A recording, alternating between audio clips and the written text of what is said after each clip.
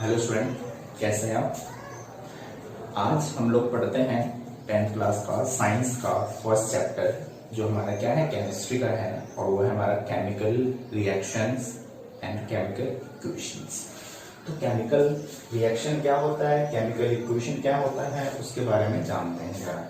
तो आप लोगों को पता होगा कि हमने 8th क्लास से पढ़ते हुए आ रहे हैं कि हमारे जो इन्वायरमेंटल में चेंज होता है, जैसे कि मान लीजिए हम खाना बनाते हैं तो हम क्या करते हैं, आटा गूंथते हैं। आटा गूंथने के बाद हमें क्या बन जाता है, वो पहले तो पाउडर सा होता है गेहूं का, फिर वो आटा गूंथता है, उसके बाद फिर रोटी बन जाता है।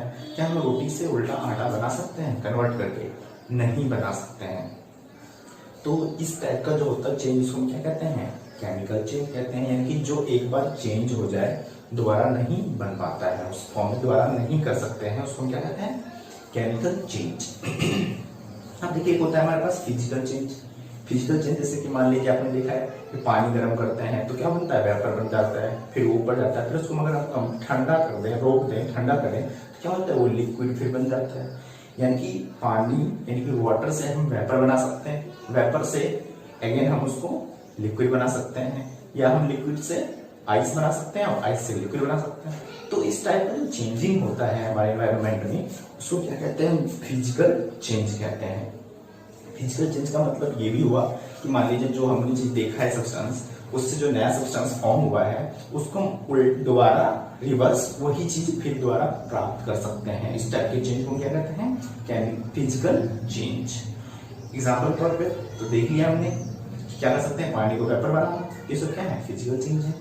अगर बात करें केमिकल चेंज, तो क्या होगा कि केमिकल चेंज में कि जो सब्सटेंस होगा वो नया सब्सटेंस फॉर्म करेगा, लेकिन वो पहले वाले सब्सटेंस की प्रॉपर्टी से बिल्कुल डिफरेंट प्रॉपर्टीज होती है, यानी कि उसकी प्रॉपर्टी उससे मैच नहीं करता है, या कि हो सकता है कि उसका कलर चेंज हो जाता है, हो सकता है उसका चेंज उससे हीट रिलीज होता है। तो इस टाइप से हम कह सकते हैं कि वो केमिकल चेंज है, उसको हम रिवर्स नहीं कर सकते हैं। तो देखिए, हमने कुछ डेफिनेशंस लिखे हैं उसके बेस्ड है। जैसे कि मान लीजिए फिजिकल चेंज है।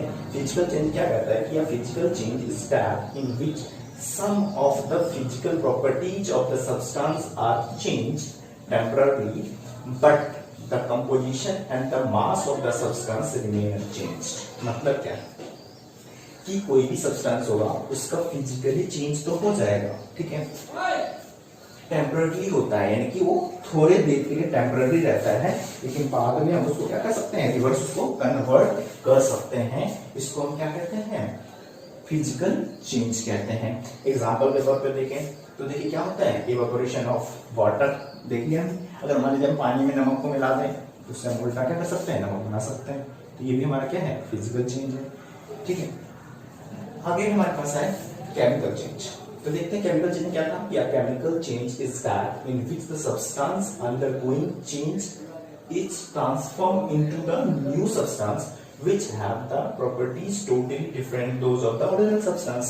क्या कह रहा है कि मतलब वो सब्सटेंस जो बिल्कुल चेंज हो जाएगा, लेकिन वो पहले वाले सब्सटेंस से बिल्कुल डिफरेंट प्रॉपर्टीज होती है उसकी, उसको हम क्या कहते हैं, केमिकल चेंज कहते हैं।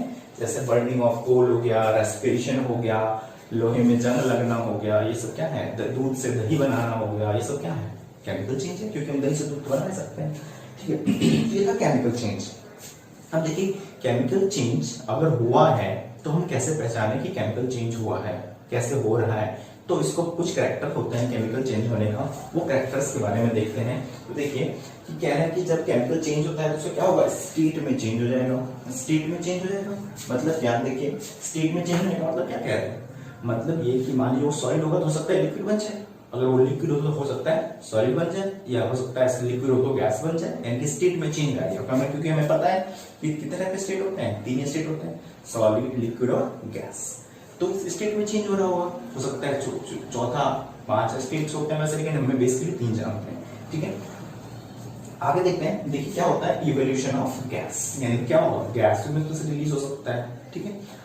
चेंज इन टेम्परेचर, टेम्परेचर में चेंज होगा, है ना। टेम्परेचर चेंज, जैसे कि मान लीजिए आप क्या कर रहे हैं, चूना है, चूने में पानी को मिला रहे हैं, क्या हो रहा है, उसमें से धुआं सा निकलता है, और जो जिस वेसल्स में रखा होता है वेसल्स गर्म होने लगता है। तो जो क्या हुआ है, ये चेंज इन टेम्परेचर है, वो टेम्परेचर में चेंज होने की वजह से वो हीट हो रहा है, ठीक है। अब है चेंज इन कलर। अब कलर में भी चेंज होता है सब्सटेंस में, जैसे कि मान लीजिए कि कोई जैसे कि मान लीजिए कोई इंक है, उसको हम किसी वाटर में डाल दे रहे हैं तो क्या हो जा रहा है, कलर अलग चेंज हो जा रहा है। यानी कि कोई रिएक्शन ऐसा होगा तो उसका कलर बिल्कुल ही चेंज हो जाता है, ठीक है। तो हमारा चेंज इन कलर हो जाता है, चेंज इन। ये देखिए कभी कभी क्या होता है, कभी कभी रिएक्शन में अगर मान लीजिए कोई केमिकल है, जैसे चूना है, उसको हम पानी मिला रहे हैं तो डिजोल्व तो हो जा रहा है, लेकिन उसमें प्रेसिपिटेट भी बन जा रहा है। उसके ऊपर में क्या होता है, थोड़ा सा लेयर सा बना रह जाता है, जिसको हम प्रेसिपिटेट कहते हैं। इनका प्रेसिपिटेट भी बन सकता है। तो ये चीज आपको याद रखना है, कभी कभी ये बोर्ड क्वेश्चन आता है कि what are the characteristic of chemical reaction. आपको याद रखना है कि चार प्रॉपर्टी हो सकता है कि कलर में चेंज हो जाए, स्टेट में चेंज हो जाए, टेम्परेचर में चेंज हो जाए, कलर में चेंज हो जाए और प्रेसिपिटेट बना सके। तो ये हमारा याद रखना है कैरेक्टरिस्टिक ऑफ केमिकल इक्वेशंस के। आगे बढ़ते हैं। अब देखिए कि हमने देखा कि केमिकल रिएक्शन तो होता है, ठीक है।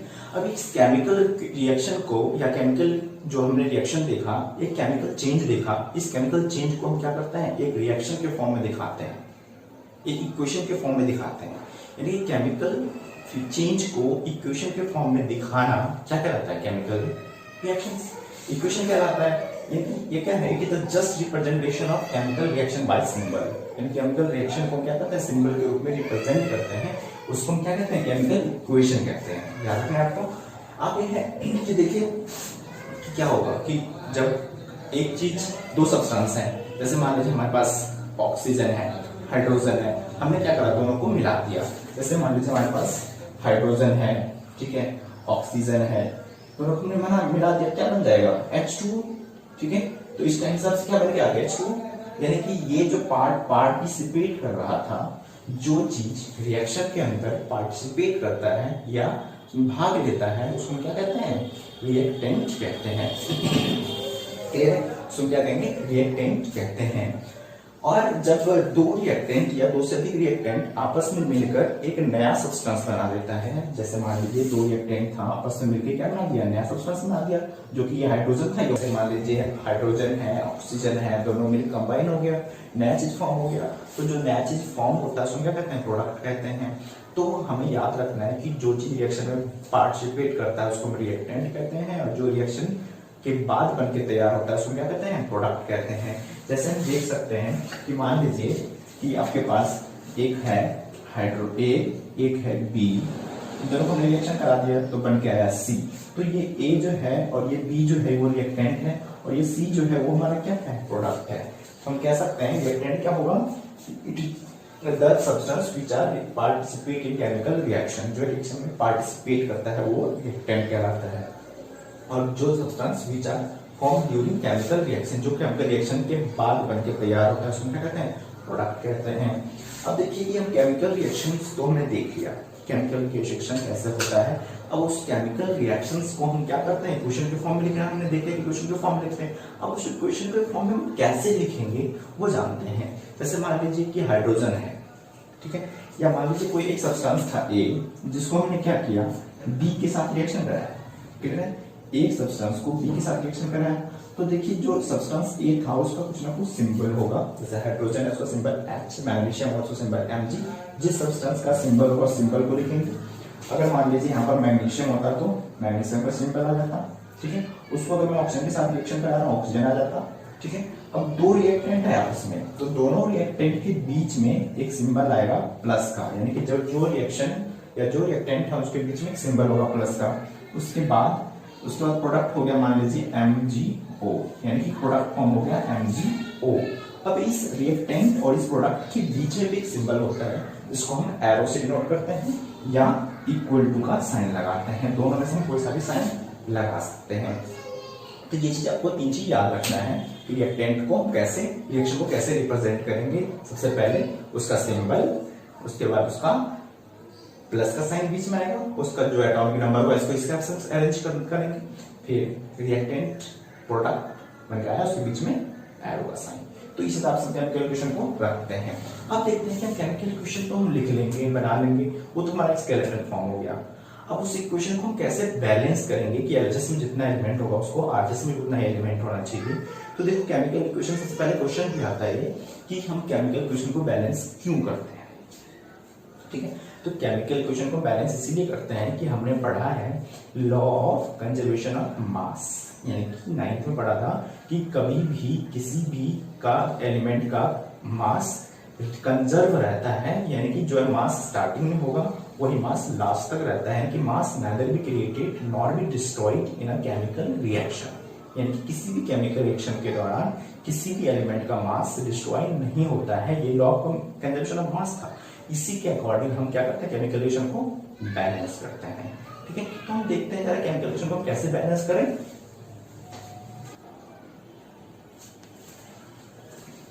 ठीक है स्टूडेंट, अब देखते हैं कि केमिकल इक्वेशन को हम कैसे बैलेंस करते हैं। तो केमिकल इक्वेशन को बैलेंस करने के लिए हमें याद रखना है सबसे पहले कि कोई भी रिएक्शंस दे रखा होगा। ठीक है, जैसे मान लीजिए कि कोई रिएक्शन दे रखा होगा, एक ए है, एक बी है और बन के तैयार हो गया मान लीजिए सी। ठीक है, तो हमें सबसे पहले क्या करना है, स्टेप बाय स्टेप फॉलो करना है। ड्रॉ बॉक्स अराउंड ईच, यानी हमें क्या करना है, हर एक एलिमेंट को एक बॉक्स के अंदर में बंद कर देना है। पहला स्टेप है हमारा बॉक्स में बंद करना। ठीक है, उसके बाद सेकंड स्टेप हम क्या करेंगे, list the number of atom of different element present in the unbalanced equations, यानी कि अनबैलेंस इक्वेशन के जितने सारे एलिमेंट है, जैसे मान लीजिए अनबैलेंस एलिमेंट है, अनबैलेंस एलिमेंट लिख लिया, अनबैलेंस एलिमेंट लिख लिया। ठीक है, हमने क्या करा, उसका कह रहे हैं नंबर ऑफ एटम्स। ठीक है, अब इतने मान लेते यहाँ पर लगा होता है 2, तो यहाँ 2 लिख लेते हैं, यहाँ 3 तो 3 लिख लेते हैं। ठीक है, तो जैसा लिखा होगा वैसे हम उसको लिखेंगे। ठीक है, एक काम करते हैं, एक क्वेश्चन को हम साथ साथ लेके चलते हैं, फिर समझने की कोशिश करते हैं कैसे बैलेंस करते हैं। ठीक है, जैसे मान लीजिए हमारे पास है Mg, ठीक है, plus O2 gives us MgO। हमने मैग्नीशियम ऑक्साइड के साथ रिएक्शन कराया तो बन गया MgO। अब देखते हैं इसको कैसे बैलेंस करेंगे, क्योंकि यहाँ पर 2 है, यहाँ पर 1 है, ये 1 है, 1 है, अनबैलेंस है, इसको बैलेंस करना है। So step draw the box, हम क्या करेंगे, इसको फर्स्ट स्टेप में इसको बॉक्स के अंदर बंद कर देंगे, ये आ गया बॉक्स के अंदर बंद। ठीक है, सेकेंड स्टेप क्या करना है, list the number of atom different element present in unbalanced equation. Second step में मान लीजिए मैग्नीशियम है, इसके पास कितने एलिमेंट एटम है, 1।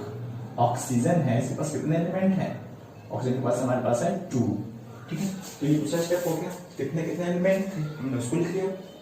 अगला है start balancing with compound that contain maximum number of atom, कह रहे हैं उसको सबसे पहले बैलेंस करो जो मैक्सिमम नंबर ऑफ एटम का डिफरेंट दे रहा है।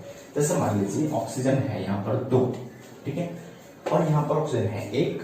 हमें क्या करना है, अगला स्टेप में उसको बैलेंस करना है। जैसे मान लीजिए मैंने थर्ड स्टेप ले लिया, ये मैग्नीशियम है और यहाँ पर O2 था, क्या करा हमने, उसको बैलेंस करेंगे तो यहाँ 2 है, तो यहाँ भी हमें 2 बनाना होगा। ठीक है, तो वो 2 कैसे बनेगा, हम कभी भी उसको यहाँ पर नहीं कोई चेंजिंग करेंगे, डायरेक्ट चेंज यहाँ पर होता है मोल्स में, यानी हम एटम के मोल में चेंज कर सकते हैं, उसके अंदर के एटम को नहीं चेंज कर सकते हैं। यानी कि यहाँ पर हमने लगा दिया कि MgO था, यहाँ लगा दिया हमने 2। अब देखिए ये 2, ऑक्सीजन भी 2, ऑक्सीजन दोनों जगह 2 हो गया। अब देखते हैं नेक्स्ट क्या है, ठीक है, pick other element to process, कह रहा है वैसे कि अगला एलिमेंट को प्रोसेस करना है। अगला कह रहा है एग्जामिन द इक्वेशन, फिर उसको चेक करते हुए चलना है, ये स्टेप में बार बार फॉलो करना है। तो देखिए हमने ऑक्सीजन को बैलेंस कर लिया, अब बचा मैग्नीशियम। मैग्नीशियम 1 है, यहाँ पर मैग्नीशियम हो गया 2। तो अगला स्टेप क्या हो जाएगा कि ये Mg जो है प्लस O2 जो था और यहाँ पर 2 MgO जो बना है, हम क्या करें, यहाँ पर 2 है तो इसको भी 2 बना देते हैं। तो अब देखिए क्या हो गया कि यहाँ पर 2 Mg है, यानी कि 2 मैग्नीशियम है, यहाँ पर 2 मैग्नीशियम है, ऑक्सीजन 2 है, ऑक्सीजन 2 है। ठीक है, तो ये बैलेंस हो गया। तो इसको मैं क्या एग्जामिन करने के लिए अगला स्टेप हम चेक कर सकते हैं कि बैलेंस है कि नहीं। तो इस हिसाब से हम इसको देखते हैं कि इक्वेशन बैलेंस हो गया है। ठीक है, अब हम एक क्वेश्चन लेते हैं जिसको हम देखते हैं कि वो बैलेंस होता है। हम 2-3 क्वेश्चन एनसीईआरटी के लेते हैं, उसको बैलेंस करने की कोशिश करते हैं और सीखते हैं अच्छे से। ठीक स्टूडेंट, तो हमने 2 क्वेश्चन लिया है, अब हम दोनों क्वेश्चन को हम देखते हैं बैलेंस करके कैसे बैलेंस होगा। देखते हैं जरा। पहला क्वेश्चन है हमारे पास H2 है, N2 और NH3 है, यानी कि हम इसको देखें, ये H2 है, ये N2 है और हमें मिलके आ रहा है NH3। अब ये देखिए कि इसको हमें सबसे पहला स्टेप क्या करना था, बॉक्स में बंद, इसको भी बॉक्स के अंदर बंद, इसको भी बॉक्स के अंदर बंद। ठीक है, फर्स्ट स्टेप हो गया। सेकेंड स्टेप हमें क्या करना था कि मैक्सिमम देखिए किसका है, हाइड्रोजन है यहाँ पर 2, नाइट्रोजन भी है 2, ठीक है। यहाँ की बात करें, यहाँ हाइड्रोजन है कितने, हाइड्रोजन है यहाँ पर 3 और इधर है हाइड्रोजन नाइट्रोजन 1। ये रिएक्टेंट वाला है और ये प्रोडक्ट वाला है। अब एक चीज देखिए कि इसमें सबसे ज्यादा डिफरेंस कौन कर रहा है, हाइड्रोजन करता है, क्योंकि यहाँ हाइड्रोजन क्या है 2 है, यहाँ 3 है। तो सबसे पहले हाइड्रोजन की बात कर लेते हैं, हमें हाइड्रोजन को पहले बैलेंस करना है। तो क्या करना है, थर्ड स्टेप में हम बैलेंस करते हैं। हमारे पास है H2 और यहाँ है N2 और आ रहा है NH3। तो यहाँ पर देखिए 2 है, यहाँ पर 3 है, तो ऐसा तो बैलेंस कर नहीं सकते, तो हम इन दोनों का एलसीएम ले लेंगे। एलसीएम कितना हो जाएगा, 3 2 6। अब हमें इसको भी 6 करना है, इसको भी 6 करना है। यहाँ लगा दीजिए 3, तो देखिए ये 6 हो गया। यहाँ लगा दीजिए 2, तो देखिए ये भी 6 हो गया, है ना। तो हमें ऐसे कंडीशनों में जब डिफरेंट हो रहा होता है तो एलसीएम लेकर हम इसको बैलेंस कर देते हैं। देखिए यहाँ पर 3 2 6 अप टू द 6। अब फोर्थ स्टेप में हम इसको चेक करते हैं, क्या ये और तो नहीं करना है। हाइड्रोजन यहाँ पर 6 हो गया, हाइड्रोजन 6 हो गया, नाइट्रोजन 2 है, नाइट्रोजन 2 है, यानी कि इक्वेशन बैलेंस हो गया। तो इस हिसाब से इसको बैलेंस कर सकते हैं। एक क्वेश्चन और देखते हैं, जरा इसको बैलेंस करते हैं। हमारे पास ये है क्या, NaOH H2SO4। सबसे पहले इसको क्या करना है, बॉक्स के अंदर ऐसे बॉक्स के अंदर बंद कर देंगे। इसमें थोड़ा लंबा सा कंपाउंड है, दोनों में अलग अलग। देखिए सबसे बॉक्स के अंदर बंद हो गया। सेकेंड स्टेप, हमें इसमें एलिमेंट्स देखने कितने, देखिए सोडियम ले लिया, सोडियम कितना है 1, ठीक है। यहाँ पर 1 है। ऑक्सीजन की बात करें, ऑक्सीजन कितने हैं 4 और 1 5 ऑक्सीजन ग्रुप है। आगे देखें हाइड्रोजन, हाइड्रोजन कितने हैं, देखिए 1 है, तो यहाँ पर कितना है 2 और 1 कितने हो गए 3। अब बच गया सल्फर, सल्फर कितना है यहाँ पर 1, ठीक है। ये तो हमारा रिएक्टेंट था। प्रोडक्ट में देखते हैं जरा, प्रोडक्ट में देखिए तो यहाँ पर नाइट्रोजन सोडियम कितना है 2, ऑक्सीजन कितना है 4 और 1 5, और हाइड्रोजन कितने हैं देखिए 2, और सल्फर कितने हैं देखिए 1। तो सबसे पहले हम सबसे लार्ज वाले को देखते हैं, है ना। लार्ज वाला ऑक्सीजन है, यहाँ भी ऑक्सीजन है, ये दोनों तो बैलेंस है, इसको तुम्हें कुछ करना ही नहीं है। आगे देखते हैं, चलो ये वाला तो हो गया। थर्ड स्टेप में हम क्या करेंगे, अगला चेक करते हैं कौन सा, हाइड्रोजन। हाइड्रोजन है यहाँ पर 3 और यहाँ हाइड्रोजन है 2, तो हमें करना है हाइड्रोजन को बैलेंस। तो ये 3 है, ये 2 है, फिर डिफरेंट हो गया। तो हम क्या कर सकते हैं कि हम उसको इधर भी सेम करना है, तो हम 6 भी कर सकते हैं। 6 करने के लिए क्या करें, देखिए यहाँ पर है कितना 1, यहाँ है 2, हो गया 3, यहाँ है 2। तो इसको हमें 6 करने के लिए तो हम ऐसा भी तो कर सकते हैं कि हम 4 भी कर सकते हैं, क्योंकि इसमें 2 अलग अलग चीज है। इसमें तो सिंगल एक ही था, तो हमने इजीली कर लिया। इसमें 2 अलग अलग हाइड्रोजन है, तो देखिए यहाँ पर हम कर लें 2 लगा लें, यानी कि इसको कर दें 2NaOH, 2 लग गया। और ये H2SO4 जो था इसको ऐसे रहने देते हैं, और ये हमारे पास हो गया Na2SO4।